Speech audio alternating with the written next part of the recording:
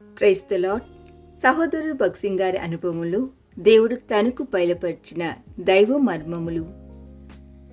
నాయందు అనగా నా శరీరమందు మంచిది ఏదియూ నివసింపదని నేనెరుగుదును అని పౌలు చెప్పెను. రోమీయులకు రాసిన పత్రిక 7:18. కళ్ళము గోధుమలను పొట్టు నుండి వేరు చేయి స్థలము. దావీదు ఎంతో జ్ఞానవంతుడని అందరూ అనుకొనిచుండిరి. అయితే తన చరిత్ర అంతటిలో అనేక పర్యాయములు పొట్టు తప్ప మరి ఒకటి అతని మెదడులో ఉన్నట్టు మనము చూడము.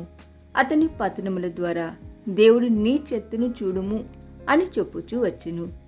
అనేక కళ్ళములకు తీసుకుని రావడం ద్వారా దావీదు యొక్క మెదడు అటువంటి చెత్త నుండి విడుదల కాగలిగిను.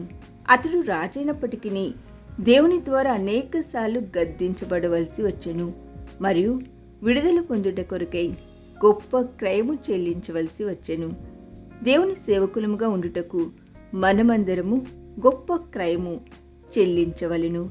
మన చెత్త మొదటిగా మన మెదడులో ఉన్న చెత్త నుండి మనము విడుదల చేయబడుటకు సిద్ధపడవలెను. ఆ చెత్త ఏమిటి? మన స్వంత ఆలోచన శక్తి ద్వారా మనము సమకూర్చుకున్నదంతయు దేవుని దృష్టిలో చెత్తయే. యెషయా గ్రంథం 40:6 సమస్త శరీరులు గడ్డిని పోలి ఉన్నారు అని చదివేదము. ఆయనే గోధుమ గింజ. ఆయన మన నిజమైన జ్ఞానము.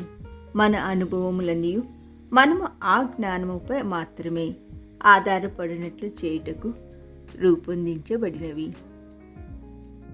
ఈ దిన ధ్యానము మనందరి ఆత్మీయ జీవితమునకు ఆశీర్వాదకరముగా ఉండునుగాక. ఆమేన్.